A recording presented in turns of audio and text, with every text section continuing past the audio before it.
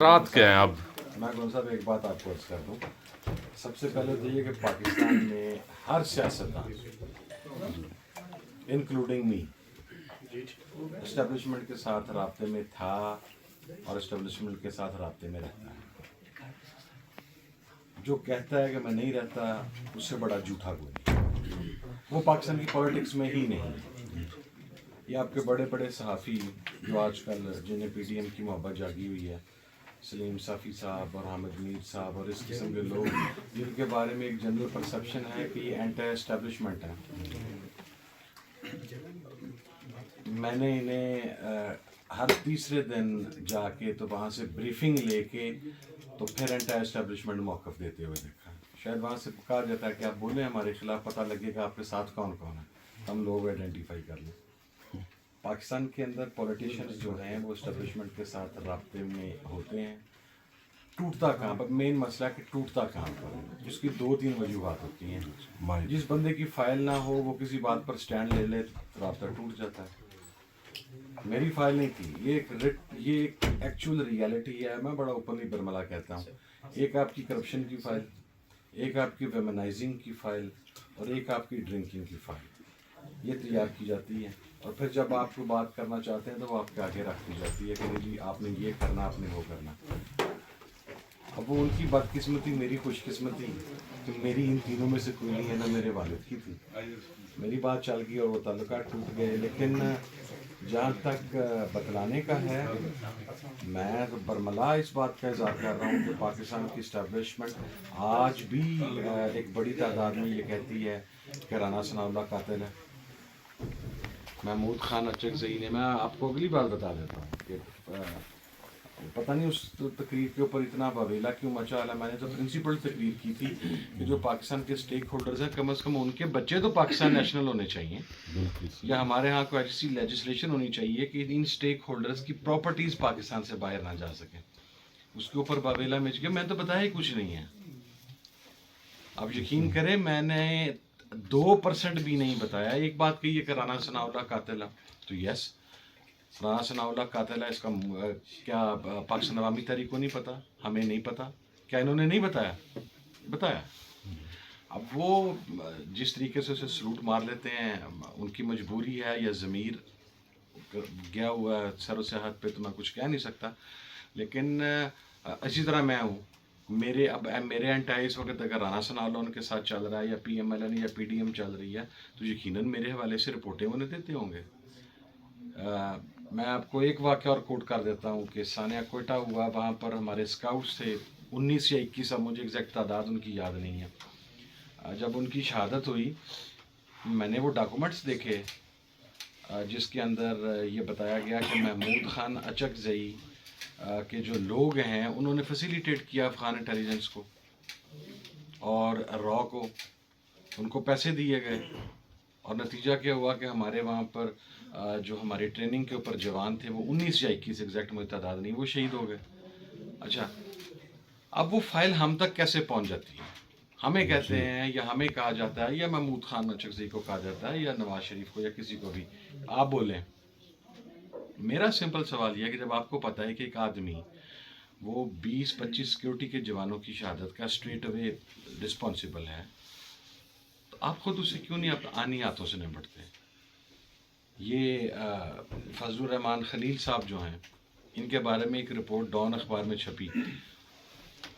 ISI की confidential report don के पास नहीं जा सकती, इतना तो आप भी सारे समझते हैं। वो छपी कि इस्लामाबाद का एक मदरसा है जहाँ पर सुसाइड बॉम्बर तैयार किए जाते हैं, उसके अंदर उनके टीचर्स के नाम आइडेंटिफाई किए गए, जो सुसाइड बॉम्बर्स पकड़े गए उनके नाम आइडेंटिफाई किए गए। और ये सारा कुछ कर लेने के बाद आज वो फजलुर रहमान खलील साहब किन के दस्तरखान पर बैठ के खाना खा रहे होते हैं, या आपको, आप इस्लामाबाद में अक्सर रहते हैं, जाके चेक कर लें। जी अपने हम नाम के सब के मकसद है पाकिस्तान के इदारों की मीटिंग के अंदर वो मौजूद होते हैं। सेक्टेरियन वायलेंस होता है पाकिस्तान में, तो जाहिर है वो तमाम जितने मसालक की बड़ी शख्सियात हैं उनको बुलाते हैं। मेरा तो मैं बहुत क्लियर हूँ। इनमें से बहुत सारे मिलिटेंट्स ऐसे थे जिनके साथ मीटिंग के अंदर मैं तो शेक हैंड भी नहीं करता, یہ ساری سچویشن جو ہیں اس کے اندر میرا خیال ہے کہ اس سائڈ پر نہیں لے جانا چاہیے یا وہاں تک نہیں لے جانا چاہیے کہ چیزیں اتنی کھل جائیں کہ پھر آگے ہمارے لیے مصیبت بنائی ہوئی ہے، سارا کچھ بنایا لیکن ہم کھڑے بات کر اچھا، کل آپ ایک شادی کے اندر شرکت کی آپ نے اور بڑا ظاہر ہے ایک بڑا تعلق ہے اس کا موجودہ صورتحال سے بھی، وہاں پہ آپ کو کیا سمیل لائی ہے تھوڑی سی جو اس وقت سوچا جا رہا ہے اور آگے پاکستان کا جو پولیٹیکل فیوچر ہے وہ کیا آپ کو محسوس ہو رہا ہے؟ دیکھیں شادی کی بالکل آئی، میں وہاں پر گیا اور میں ذرا میری جو تصویر چل اس لیے کی کہ میں نے منافقت سے کام نہیں لیا. میں نے تو ٹویٹر اکاؤنٹ پہ میری ٹیم نے straight away I guess I was the first one جس کی تصویر لگی وہاں پر. باقی بہت سارے پردہ نشین گئے ہیں جن کے نام شاید تھوڑے تھوڑے دنوں بعد پتہ لگ جائیں گے آپ کو. لیکن میں وہاں پر اس لیے گیا تھا کہ اولاً ایک آدمی نے اپنی خوشی میں شامل ہونے کے لیے آپ کو بلایا، اور جب وہ ڈی جی آئی تھے تو اس وقت میں قرآن بورڈ کا چیئرمین بھی تھا. سیکٹیرین وائلنس کے حوالہ سے گورنمنٹ لیول پہ پرائم منسٹر کی موجودگی میں میں نے بے تحاشا میٹنگز ان کے ساتھ اٹینڈ کی. تو غمی اور خوشی میں دشمنیاں اور شریکے نہیں ہوتے. اس کے لیے گیا، وہاں پر 3 ایلیمنٹس تھے. میں نے نادر بھائی کو بتایا، ایک تو فوجی طبقہ فکر تھا وہ موجود تھا، دوسرا اینٹائی عمران خان مجھے کوئی خاص ایسا نظر نہیں آیا، لیکن اینٹائی جنرل باجوہ صاحب ایک پورا بہرحال بلاک موجود تھا اور ایک ان کا پرو بلاک موجود تھا. اچھے ماحول میں ہوئی لیکن ٹینشن تھی، ایک دوسرے سے اوائڈنگ سچویشن تھی. جو جس سے مخالف تھا وہ اسے شیک ہینڈ نہیں کرنا چاہتا تھا. بیسیکلی وہ جو کانٹیکٹ تھا ان کا جنرل فیض کے ساتھ، وہ وہاں پر ان کی خوشی میں شریک ضرور ہونے گئے تھے، لیکن وہ ایک سوشل ایونٹ اس لحاظ سے اس طرح نہیں بن سکا کہ بہت ساری شخصیات اندر نہیں آئیں. پھر گیدرنگ بہت میسو تھی. اور جہاں تک پولیٹکس کا تعلق ہے، نہ اسٹیبلشمنٹ نے پہلے کو مقصد ہے ہاتھ اٹھایا ہے تو نہ ابھی ہاتھ اٹھا. ہاتھ پورا ٹکا کے ہے، ایجنڈا بھی وہی ہے اور پلان بھی باجوہ صاحب والا ہی ہے. سر اب یہ جو کہا جا رہا ہے کہ فیض حمید اور جنرل باجوہ ایک ہی سکے کے 2 رخ تھے، آپ کہتے ہیں میں نے ان کے ساتھ کام کیا، ساروں نے کیا جی، تو آپ کیا کہتے ہیں کہ دونوں؟ نہیں، میرا سوال یہ ہے کہ جب میں نے تقریر کی، ابھی میرے بھائی نے کہا میں پہلا بندہ تھا پاکستان میں جس دن کے جنرل باجوہ صاحب گئے ہیں، میں نے ایک ورڈ نہیں کہا ان کے بارے میں نہیں کہوں گا.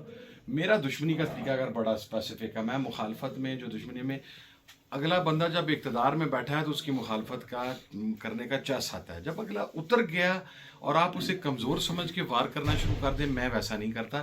یہ جن لوگوں کو اب پتہ لگا ہے کہ باجوہ صاحب یا فیض صاحب ایک پیج پر تھے یا ہیں، یہ انہیں باجوہ صاحب کی موجودگی میں یا فیض صاحب کے ریٹائرمنٹ سے پہلے کیوں نہیں پتہ لگا؟ یہ جو باجوہ فیض مخالفت تھی اس کو سب سے زیادہ اٹھایا بھی انہوں نے تھا. جو آج یہ کہہ رہے ہیں کہ جناب یہ دونوں سیم پیج پر تھے، ان کو پوچھنا یہ چاہیے کہ آپ نے 6 مہینے پوری قوم کو ہیجان میں مبتلا کر دیا کہ وہ جناب وہ اس نے اس کی ٹانگ کھینچ لی، اس نے اس کی ٹانگ کھینچ لی، فیض یہ نہیں چاہ رہا، جناب باجوہ یہ نہیں چاہ رہا، یہ ہے وہ ہے. اور جب آج وہ دونوں ریٹائر ہو گئے ہیں تو آج آپ کو یاد آ گیا، یہ آپ شاید کسی اور کی خوشنودی کے لیے یا آپ اپنی جان بچانے کے لیے یہاں پر آنا چاہتے ہیں. اور میں ایک اور بات عرض کر دوں سر، وہ شادی میں شاید بہت سارے لوگ اس لیے بھی گئے تھے کہ جن کی بات فیض صاحب سے نہیں بنتی ان کو بتانے کے لیے بھی جناب اسی تہاڈے خلاف کھڑے ہیں. وہ حب فیض نہیں بھی تھا تو بہرحال وہ بغض کسی اور کا ضرور تھا، وہ والا موقع.